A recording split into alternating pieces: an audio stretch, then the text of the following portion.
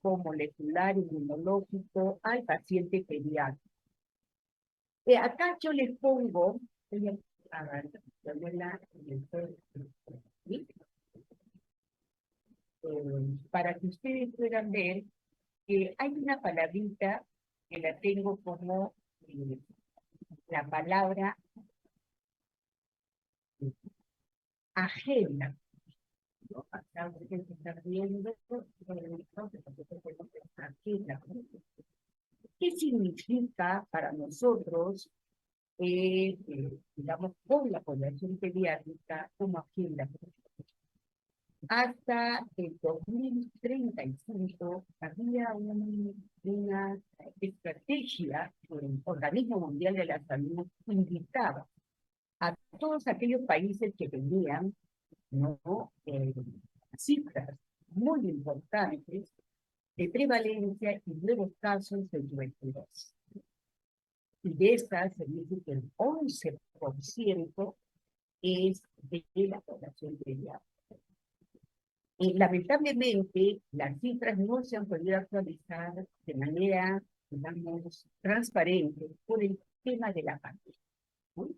Entonces, la pandemia, de alguna manera, ha priorizado justamente la atención del virus SARS-CoV-19, pero ustedes saben que dentro de eso, la fragilidad en la atención de los programas de tuberculosis quedaron mentiras, ¿no? Entonces, cifras sinceras no contamos en la población pediátrica. Y probablemente también en el adulto, ¿no? Si uno ve este informe, ¿no?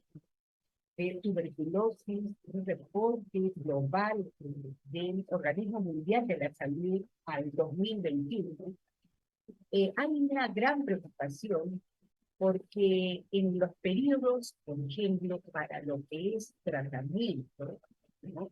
En todas las edades, fíjense, solamente se ha conseguido un 50% de tratamiento, ¿no? En este periodo. Se supone que había un promedio de 40 millones para ver y solamente se puede decir que estábamos en un aproximado 50%. Lo mismo ha pasado con el tema de los niños. Básicamente, ustedes miran, hay un 41% que solamente ha permitido en esta temporada.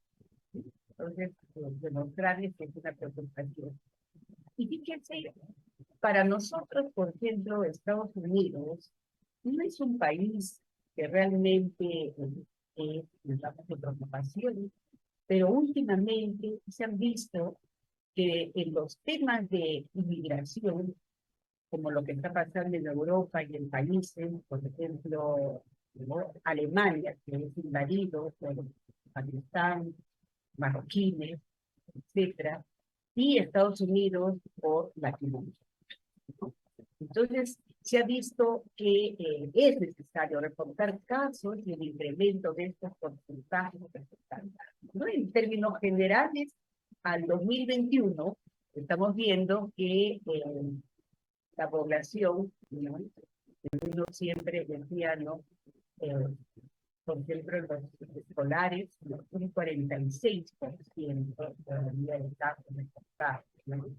Y de esto, uno compara entre sexo masculino y femenino, un 54%.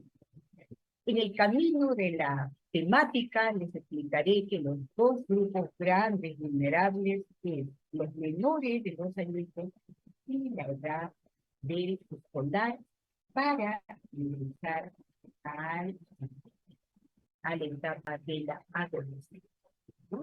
Son dos grupos grandes de mensajes. Y después le vamos a, ustedes van a mirar en cuáles está el camino de diferencia desde el punto de vista metodológico a los niños, ¿no?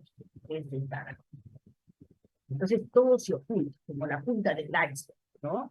Estamos viendo de una preocupación muy importante desde el punto de vista de salud pública, ¿no? este flagelo que ha vivido a lo largo de los años, de los milenios que hemos pasado, de los siglos que hemos pasado, y en esta década no podemos estar ausentes de esta preocupación. Sacó la humanidad y se ha quedado, en términos endémicos, vulnerable. Lógicamente que la tuberculosis va a estar de la mano con todos los países tercermundistas, ¿no? Y estamos también África, India, Corea, Sur, y ver que dentro de todo este grupo, ¿no?, de tuberculosis sensibles, multidrogoresistentes, extensamente drogoresistentes, se ve que la parte, digamos, del grupo, que siempre nosotros decimos, 90% puede ser que sean infectados, y un 5% pase a ser enfermedad. Pero hay que trabajar ese 90%, sobre todo en la prevención. ¿Ok? Y entonces en esa movilidad encubierta que se da, tenemos que mirar cuántos de ellos están realmente preocupados, sobre todo los padres de estos niños que están, digamos, en una suerte, ¿no?, de condición, digamos, por esta patología, ¿no? Quería que me digan, estoy haciendo todo el esfuerzo de hablar un poquito más fuerte. ¿Me escuchan mis alumnos? Sí, Sí, doctora. doctora. Sí, doctora. Perfecto. Entonces, para que ustedes vean que otra limitación, hay varias limitaciones de la población pediátrica para llegar a un diagnóstico de tuberculosis. Es así como muchas de las patologías que ustedes conocen desde el punto de vista respiratorio, que todo se tiene que hacer desde el punto de vista clínico. Los exámenes auxiliares como tal son de apoyo, pero clínicamente nos apoyamos con un cuadro de valoración clínica, y nosotros acá en el tema de tuberculosis pulmonar vamos a tener criterios de diagnóstico, ¿no? Un criterio bacteriológico que está limitado en la población pediátrica. Y me dirán ustedes, doctor, ¿y por qué? Porque el pequeñín, ¿no?, todavía no tiene la madurez de hacer una tos, digamos, evidente y expectorante. Entonces, por eso una característica que tiene el niño es que es pausibacilar, o sea que no acumula muchos bacilos para que estos sean, digamos, mostrados en los recipientes para el estudio de, digamos, bacteriológico. Entonces hay una limitante. Radiológico, cuando ya hay la erupción. Y clínico, también que tenemos que ver que cuanto más pequeñito, los síntomas son inespecíficos. Probablemente ya el adolescente sí dé manifestaciones clínicas importantes como el adulto, ¿no? Entonces, los cambios histopatológicos, todo eso, de alguna manera, de repente, para intrapulmonar, dependiendo del órgano afectado, podría apoyarse, ¿no? Entonces, ¿cuál es lo más importante que nosotros tenemos que ver en nuestra población, ¿no?, sobre todo en estos pequeñines? Es en la parte de contacto. Fíjense, qué importante es, les cuento, que cuando vienen a atención primaria, se demoran los pacientitos y hacen neumonías de evolución recurrente, neumonías recurrentes, y cuando ya uno trata de ampliar los datos, los antecedentes, señoras, su niño está complicando. Es mejor que nos diga si usted o alguien del entorno del niño está infectado. Entonces ahí, porque les da vergüenza, mis alumnos, no es fácil sacar la información. Pero aquel tosedor, como contacto, más de 2 semanas, pues ya es algo que nos da a pensar que ese niño probablemente esté con dengue. ¿Ok?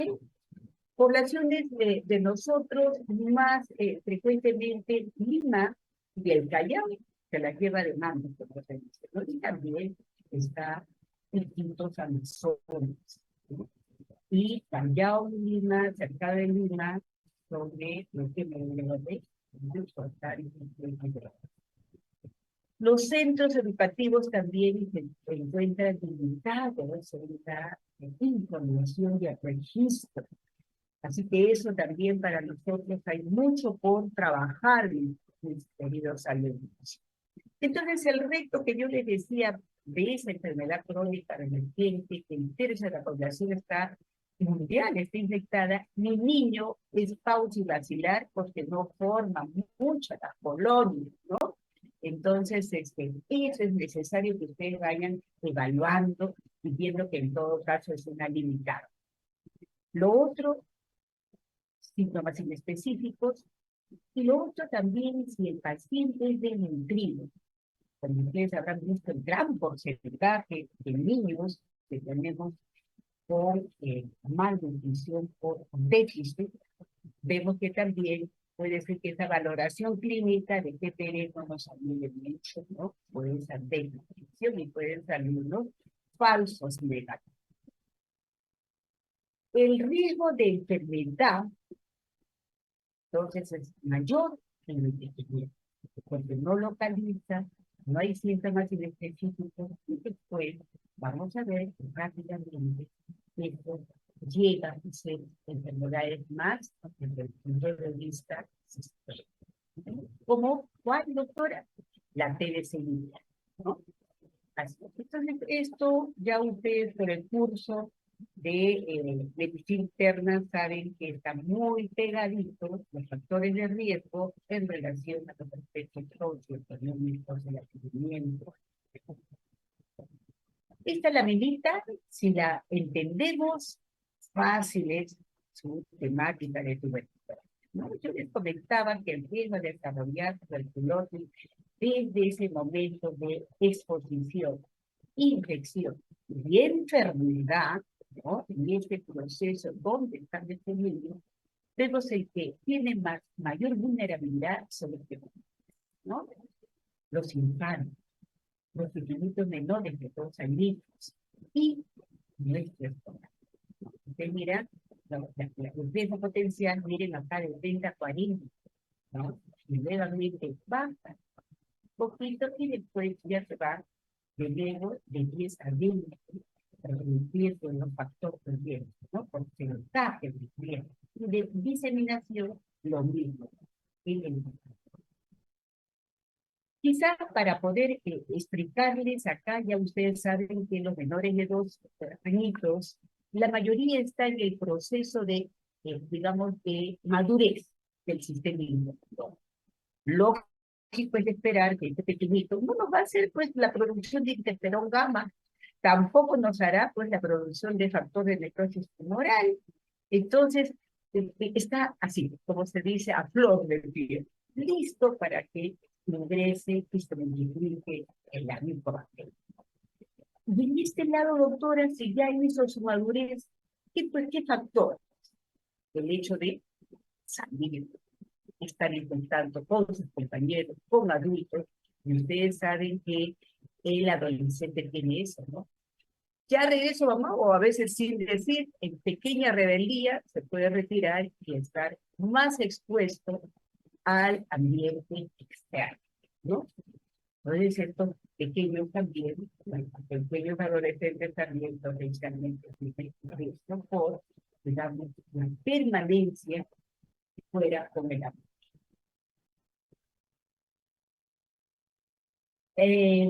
También tenemos que mirar que nuestro, así como ustedes habrán visto, en los libros, poco a poco van teniendo un soporte, como las bacterias, frente, digamos, las bacterias, frente a al sinnúmero de fármacos, de antibióticos que le demos, van a buscar y van saliendo serotipizaciones más, van creciendo los serotipios.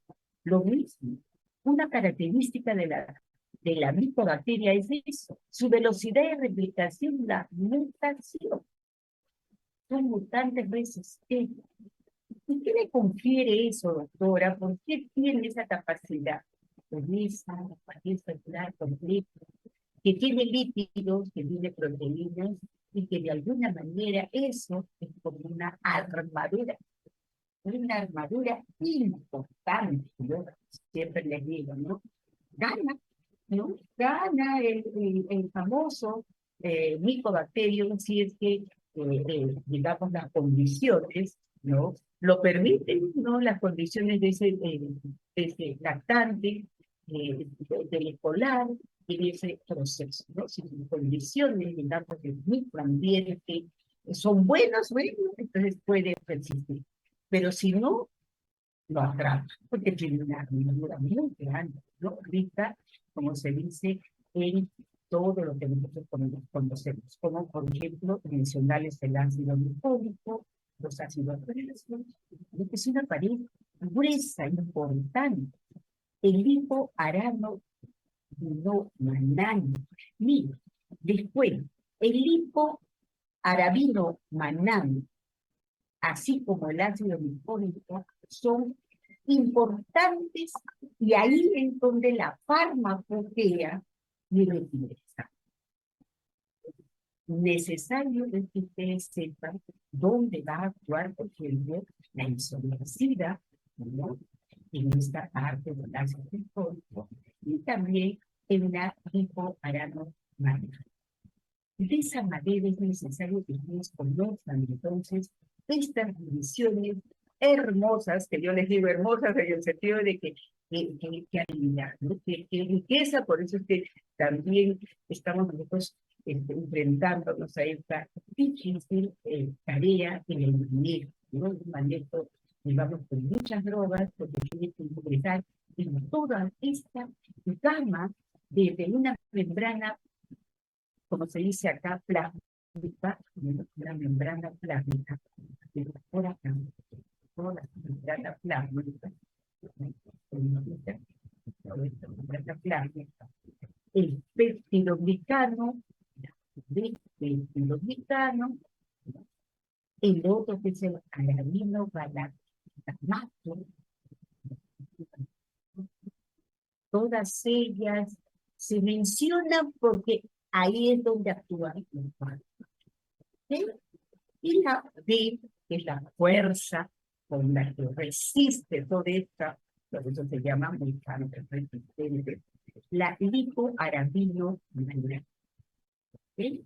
Entonces, todo es necesario para que ustedes vean que desde el punto de vista de su tarea, mi respeto, ¿no? ¿Verdad? Que dicen mis alumnos, ¿no? Fuerte, es fuerte.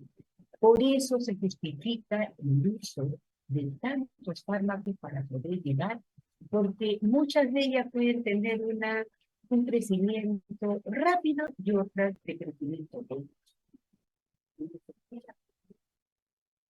En el ingreso, ¿no?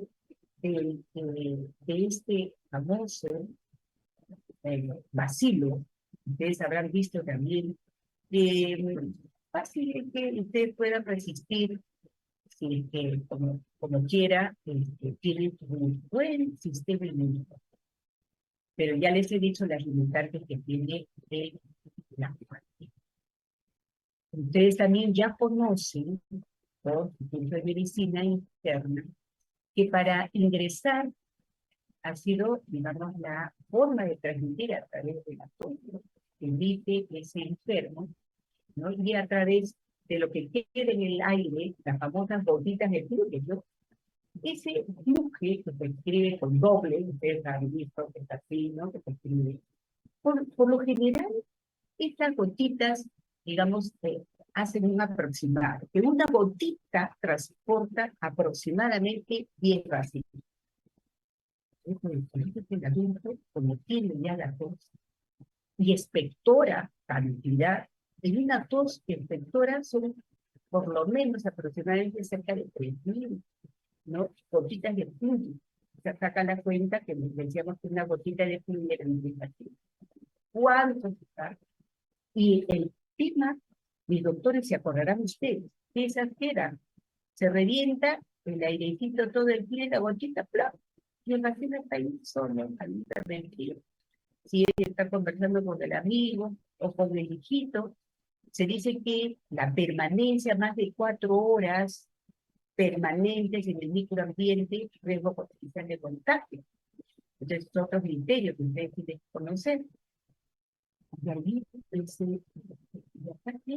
la exposición de la tos es por un metro de distancia. Mis alumnos, ustedes van a ser internos, y se ha visto también como una preocupación de artefactos, ¿no? Justamente que el interno se expone, porque puede ser que ustedes no lo han visto, están corriendo con las muestras para llevar al laboratorio, ir a sacar cita para rayos, es decir, se movilizan, y por ahí quedó permanente durante una hora, debe estar ahí, y a distancia. Ustedes no lo han visto, no hay nadie que está tosiendo, pero permanente. Entonces hay que tener bastante cuidado, ¿no? En esa forma, digamos, donde nosotros vimos, dice digamos, su primer, como dice, la célula presentadora de antígenos, ¿no? Está ahí, es el macrófago. Resiste, pero fagocita y no puede hacer todavía esa función de digerir, se ayuda, se apoya, ¿no? Tanto el macrófago como la célula dendrítica por los linfocitos. Y esos linfocitos que nos van a apoyar dando, ¿no? Es una forma, una modalidad muy importante de apoyo, de apoyo. Entonces, acá probablemente el paciente quedó muy bien, pero va, como se dice, paseándose por ahí, pero a través de esto va haciendo, como se dice, una forma de cáncer. Un granuloma se va formando a través de las células multinucleadas, está la célula macrófago y también las células epiteliales. Y la que llena ese granuloma es los fibroblastos. Así pueden permanecer, quién sabe, por 6 meses, salvo que por ahí se recompense el paciente y debute, ¿no? Si es que no hay, la puede perder. Se dice que casi la mayoría, ¿no? Ustedes escucharon, 1/3 de la población mundial está infectada. 1/3. Entonces ustedes, mis internos, tienen que tomar tempranito un buen desayuno para proteger. Entonces, la exposición, estas son las formas de presentación que pasa nuestra población pediátrica. Si solamente esa exposición por un tiempo corto, podemos decir que es tiempo. Entonces ya todo, podríamos decir, que el PTB negativo, no hay, el paciente está asintomático, flaca, tórax normal. Muy bien. En la infección, en esa exposición, el pequeñito baja un poquito su defensa y se nota porque el PPD sale positivo. Y el resto, flaca de tórax, síntomas, no lo hay. Y en la enfermedad ya se expone los síntomas, el PPD y una radiografía. Entonces, como yo les decía a mis alumnos, el criterio de diagnóstico para la población está basada en el criterio epidemiológico, o sea, la búsqueda de contacto requiere que se hagan por los centros educativos, los famosos tamizajes, y eso entonces, el mismo potencial que ustedes mismos se dan cuenta que es real, ¿cierto? Un criterio clínico, radiológico, que vamos a ver para que ustedes. Hay una parte para ya la etapa del banco electoral que se llama cuando se escucha de tuberculosis a través de este síndrome de infiltración que se activa ese granuloma que lo tenían bien envueltito con su participación de las células, pero por ahí de repente se activa, pero ya de más, o sea, por querer proteger el factor de necrosis tumoral, que clínicamente está establecido de que ustedes lo ven a ese niño con diaporesis, ¿no? Ustedes lo han visto. Ahí está,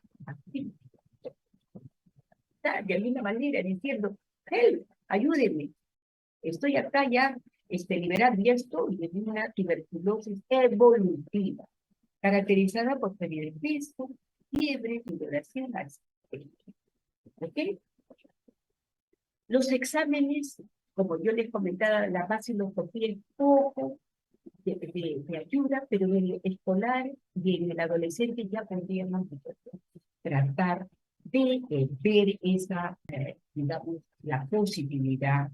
Les pediría para que ustedes puedan tener en estos días la norma, ¿no?, del 2023, norma técnica sobre el programa de tuberculosis, es importante solo para que ustedes puedan ver. Yo me he sacado ahí un extracto, espero que me dé tiempo como para poder también brindarles a ustedes, ¿no? Pero denle la lectura. Yo me he sacado acá para que ustedes también puedan hacer esa lectura de la vaciloscopía por campo, para ver si la vaciloscopía en esa población grandecita, de la población pediátrica, ¿no?, escolares, adolescentes, cuántos si tienen una vaciloscopía con una cruz, que eso está relacionado al número de colonias, ¿no?, por el campo visual que te da.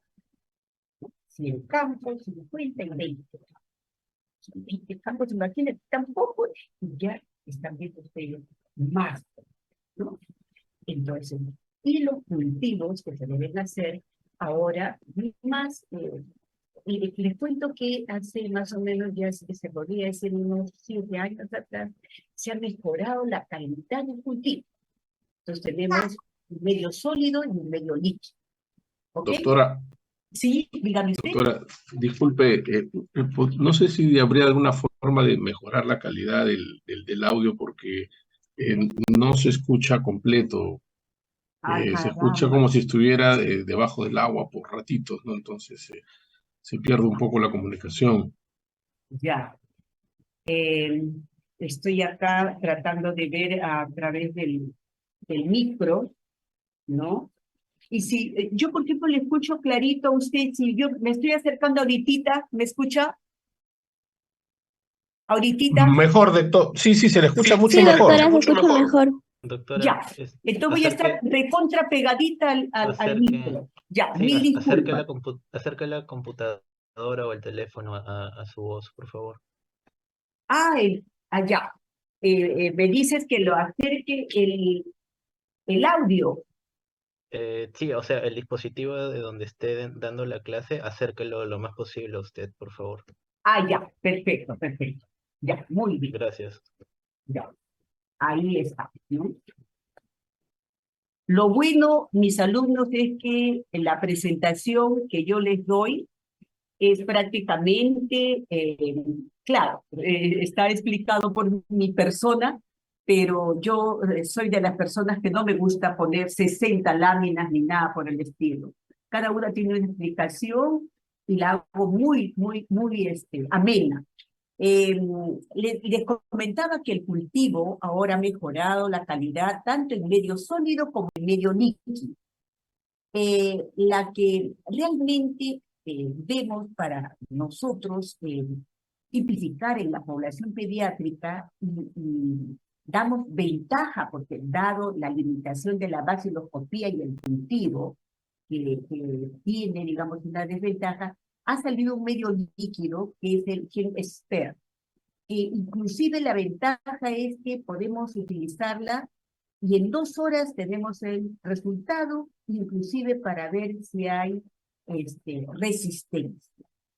Lo mismo también tenemos otro medio de estudio que es la reacción en cadena de polimerasa, que esa es muy importante, sobre todo en aquellos niñitos que tienen VIH y que el padre también ha tenido VIH y que ha estado en un esquema de tratamiento de segunda línea.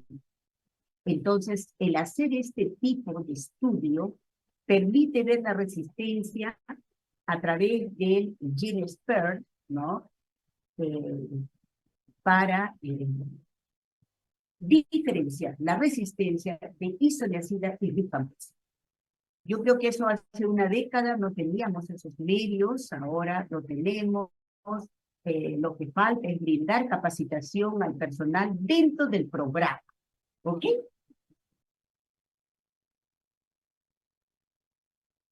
Ahí está.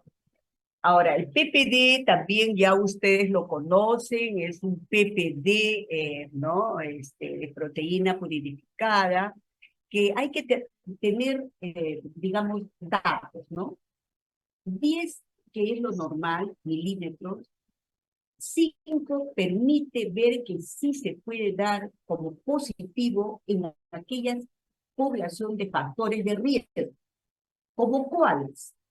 Aquel niño desnutrido, aquel niño con VIH. 5, sí se puede dar como algo importante. ¿Ah? Lo que les comentaba de las pruebas fenotípicas importantes que estamos utilizando, ¿no? El apoyo del PPD a través del otro, que es el interferón gamma, el IGRA, pero la desventaja para nosotros, por ser países carentes, es caro, ¿no? Es caro. Entonces solamente se podría solicitar en aquellos pacientitos en los cuales hay duda, que sea un falso negativo, entonces podemos pedirle a él la prueba de IGRA, que eso rápidamente digamos, tenemos el resultado. El criterio radiológico importante, sobre todo en la población adolescente, que ustedes acá, como les estoy a ver acá, sigo yo nadando en el agua hablando, o me escuchan. Sí, está bastante mejor, doctora. Sí, Ay, está mejor, doctora. disculpen, sí, eh, vamos a tratar de mejorarlo, ¿ya? Voy a ver para la próxima clase que todavía tengo con ustedes. Ok, los aspectos radiológicos son muy parecidos, ¿no? De la población mayor, ¿no? Pediátrica, al del adulto, ¿no? Por ejemplo, que se tenga un infiltrado cavitario, igualito como el adulto, ¿no? Que haya un patrón, ¿no? De granuloma, se puede ver, un patrón grande, igualito, ¿no? Entonces, y un aspecto nodular, pariliar también, tan igual como la del adulto. Lo que sí hemos tenido casos donde, como diagnóstico diferencial, no olvidarnos en aquellos niños que tienen adenopatías, unas cadenas de cadena cervical muy importantes y que en la tomografía se ve y que eran pacientes con leucemia, ¿no? O pacientes con linfoma. En este caso, le estamos mostrando un pequeñín con un tumor de miofibroblástico inflamatorio, ¿no? Entonces, que es importante evaluar, o sea, descartar neoplasias en población pediátrica. Lo mismo otros aspectos radiológicos. En el lactante su presentación es de una TDMIA. Como es sistémica, probablemente ya le han mostrado estas placas radiográficas, ¿no? De patrón miliar. Esta es la norma que les decía. Una leidita solo es un corte que se le ha dado porque es necesario, sobre todo, ver cuando decimos TB pediátrica probable. Probable. ¿Bien? Entonces acá solamente hay, para que ustedes tomen en consideración, 4 características, 4 criterios. Si es clínico, puede haber pérdida de peso, tos, fiebre. Epidemiológico, lo que les decía, la exposición, ¿no? Y radiológico, algunos aspectos radiológicos compatibles, ¿no? Que puede ser desde una... ¿Se acuerdan la sigla que nos decían los maestros, ¿no? Los grandes maestros, médicos internistas, que nos hablaban de LAN, ¿no? Entonces, que era LAN, linfadenitis, adenitis y neumonitis. ¿Se acuerdan eso? Y nunca se olvida. ¿Ok? Y criterios que también ya les he dicho en menores, ¿no? O mayores de 5 añitos, en qué momento tenemos que mirar el hecho de apoyar al PPD un estudio de IGRA. Ok, entonces, ¿qué ventajas? O sea, ¿por qué por qué aplicamos la BCG, ¿no? Ustedes han visto que si ustedes van a Europa, la BCG no se la aplica, ¿no? O sea, solamente lo hacen en aquellos, digamos, países donde existe una carga importante de la enfermedad, ¿no? Entonces, la BCG, de alguna manera, han hecho estudios, ¿no? Donde han podido ver que aquel vacunado con BCG tiene menos riesgo de hacer, y si las hace, sí, o sea, evitar complicaciones de esto, ¿no? Como la meningitis, ¿no? Tuberculosa, que, digamos, ha habido una eh, disminución considerable de esta patología. Para ustedes, mis doctores, solamente vamos a darles el alcance del manejo de la tuberculosis pulmonar ya sensible. Solamente le mostraremos la segunda línea, pero no va a ser, digamos, parte de eso, porque inclusive en los programas se están capacitando. Es mentira el decirles que vamos a hacer, simplemente será un informe, ¿no? Para que ustedes complementen la lectura de esto, pero no se les va a tomar examen sobre todo lo que es segunda línea en inyectables o cuál es el tratamiento para una XDR, una MDR. Solo manejo de la tuberculosis, ¿no? Pulmonar, y basada, digamos, en los criterios que ya le hemos estado comentando, ¿no? Epidemiológicos, clínicos, radiológicos e inmunológicos. Muy bien, entonces, ¿cómo hacemos el manejo de contacto? ¿Se acuerdan que el manejo de contacto era que tenía su PPD positivo, o sea que la evidencia? Entonces, una forma de controlar y proteger a ese niño es dándole isoniazida 10 miligramos por kilo durante 9 meses. ¿En qué situación nosotros llamamos? Y esto sí es importante, sobre todo la famosa recaída, ¿no? Paciente que presenta un episodio de tuberculosis, fue diagnosticado, dado de alta y nuevamente empieza. Entonces hay que mirar los contactos. Ustedes se dan cuenta cuán importante, por ejemplo, para la población pediátrica es el contacto, ¿no? Eso, por eso se hace el estudio de centinela, como se dice, hay que buscar el contacto para controlar la tuberculosis en la población pediátrica.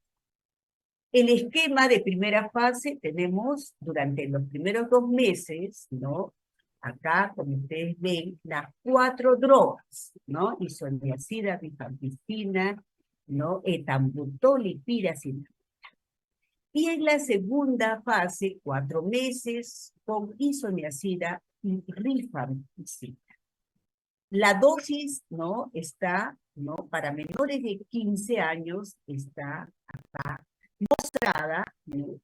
Como la mnemotecnia que siempre se les dice, ¿no? IRP, entonces, acá 10, 15, 35 y 20. Baja un poquito, ¿no? 10, 15, sube y después baja. Y rápido para que ustedes vayan viendo en la posibilidad de algún casito que se presente en el examen. Los casos de tuberculosis, los nuevos, siempre hay que hacer ese estudio molecular que les decía, que ahora con ese GeneSphere, ¿no? Qué importante, y el Genotype, ¿no? Para ver si hay resistencia. O sea, ahora los programas de tratamiento consideran siempre el hecho de ver la resistencia de estos dos parámetros. Llevando de la mano ese mecanismo de acción, ¿se acuerdan que les contaba de esa pared, ¿no? Celular tan rica como se dice, en proteínas y grasas, ¿no? Estamos viendo que la rifampicina actuaría a nivel, ¿no? Acá, si vemos, controlando en el RNA polimerasa, la rifampicina. la piracinamida. Yo siempre les digo, lleven las famosas 3 I. Piracinamida. Intracelular. Facilísimo, ¿ya? Para que se acuerden de esta acción que tiene la piracinamida. O sea, está dentro de esa cadena, ¿no? La cadena que hemos estado viendo nosotros. Y también controlando al ácido glucólico, ¿no? Muy bien. Lo mismo los aminoglucósidos, ¿no? Que miden la síntesis de proteínas, así como las quinolonas, la etionamida, que también tenemos que evaluar, ¿no? Porque inhiben al enoil ACP reductasa del ácido grasa sintetasa glucólica. ¿Sí? Solo esto es información, mis alumnos, que es necesario porque de todas maneras hay un grupo de manejo de los pacientes que son pacientes con resistencia. Entonces acá tenemos el grupo A, grupo B, grupo C de esta clasificación de medicamentos para pacientes con tuberculosis drogoresistente. Esto sí, ¿en qué momento sospechamos de drogoresistencia? Fíjense, cuando vemos que, claro, lógicamente es de esperar que haya un fracaso del esquema que es la que nosotros tenemos que aprender, ¿no? Del esquema.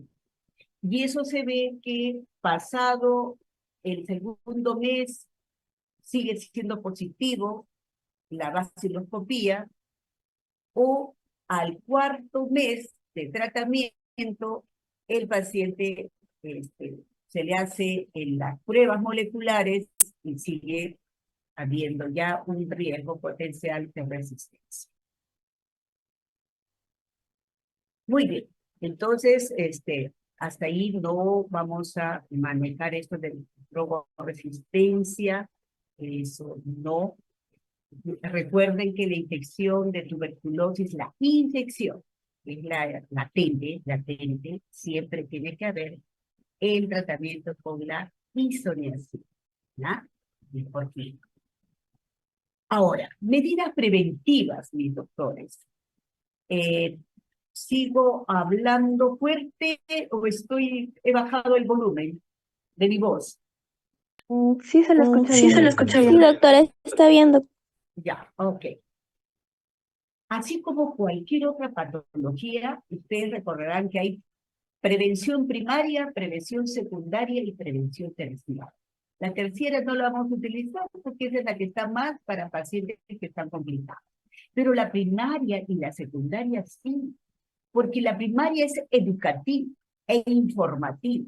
¿Esto por qué? Porque nosotros necesitamos interrumpir esa cadena, ¿no?, de transmisión. Entonces hay que proteger al niño.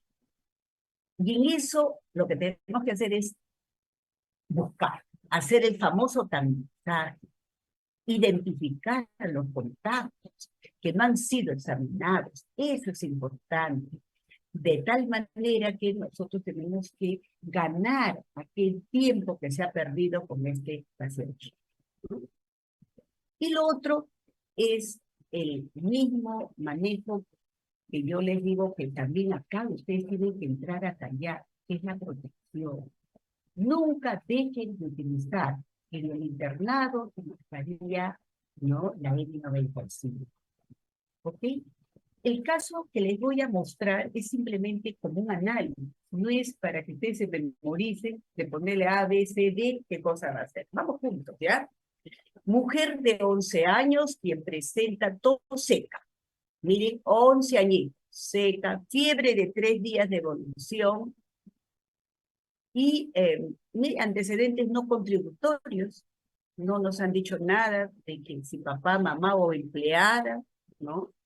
Entonces, pero en el examen ven que hay una hipoventilación del emisor derecho y hay pectoriloquia. ¿Se acuerdan, Afona? Todo eso está relacionado a una neumonía, ¿no es cierto? Y ustedes saben que la tuberculosis pulmonar evolutiva va así, ¿no? Como una neumonía, una neumonía, ¿sí?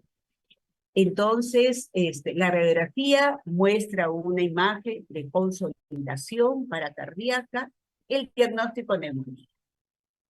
Recibe cobertura con antibióticos, que es lógico de esperar, porque tiene fiebre de 3 días, no dice que va junto con una, y acá tampoco no nos pone que tenga tos seca, pero no nos pone la evolución. 3 semanas, 2 semanas, nada, ¿no?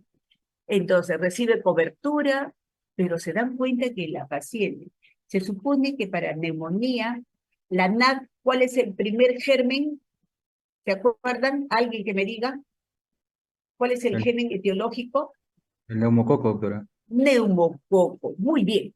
Entonces, neumococo en 48 horas, máximo 72, ya debería mejorar sobre todo la piel, ¿no? Entonces, ven que debe haber respuesta.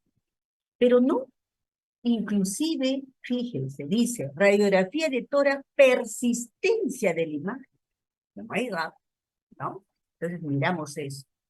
Entonces, ¿cuál sería el plan? Es una neumonía que está, digamos, pero que llama la atención porque es la modalidad que a veces se llama neumonía de una sospecha de tuberculosis, se llama así, ¿no? MEPA, o sea, que es un despertar, se activa, ¿no? Ante la sospecha de una infección. Entonces hay que tratarlo, ¿no? O sea, ¿qué pasa con ese pequeñín o esa niña, ¿no? De 11 añitos? Entonces, ¿qué tenemos que hacer? Un plan, es búsqueda de contacto, ¿no? Para ver si hay.